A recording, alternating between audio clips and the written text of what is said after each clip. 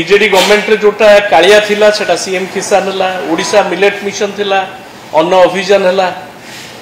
बिजु स्वास्थ्य कल्याण योजना जोटा थिला, गोपबंधु जन आरोग्य योजना हला, मो कॉलेज जोटा थिला आम गौरव आम कॉलेज हला, chief minister energy conservation program जोटा थिला मुख्यमंत्री शक्ति योजना अभियान हला, मो स्कूल हला, पंचसखा शिक्षा सेतु हला, बिजु केबीके विकास योजना एमती 24टा स्कीम जहाँ पूर्वतन मुख्यमंत्री नवीन पट्टनायक नेतृत्व में थिबा सरकार साधारण लोकों ओडिशावासी प्रणयन करथिले। ताधरे कौन प्रकार किसी चेंजेस न करिगिरी